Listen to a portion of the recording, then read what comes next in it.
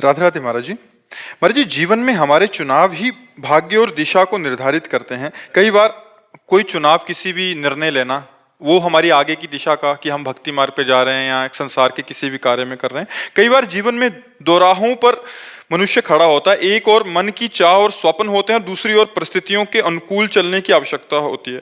ऐसे में किस राह को चुनाव करें महाराज जी? ऐसे कैसे निर्धारित करें? देखो, निर्धारित तो धर्म को साक्षी करके किया जाता है, मन को साक्षी करके नहीं। मन तो बहुत चंचल है, वो तो गलत निर्णय भी दे सकता है। वो गलत निर्णय देता है हमारे जीवन में। देखो, जितनी गलतियां हुई इसी के निर्णय से तो हुई। तो मन को तो हम धर्म के निर्णय के अधीन रखने से मन सही रहेगा। अब धर्म क्या है, ये जानने के लिए हमें शास्त्रों का स्वाध्याय करना है, संतों की वाणी सुननी है, तो हमें पता चलेगा हमारा धर्म क्या है। और धर्म के आधार पर हमारा निर्णय होना चाहिए, तब हमारा मन सही मार्ग में चलेगा। विपरीत परिस्थितियां या अनुकूल परिस्थितियां, उस समय हमारा धर्म क्या है। विपरीत परिस्थिति तो अब हमारा धर्म क्या है, अनुकूल परिस्थिति तो अब हमारा धर्म क्या है। तो धर्म के बिना जाने तो बात बनेगी नहीं। और धर्म को जानने के लिए दो ही है, या तो संतों का सत्संग करें और या शास्त्रों का स्वाध्याय करें। सदग्रंथों का हम स्वाध्याय करें तो पता चलेगा मनुष्य का धर्म क्या है।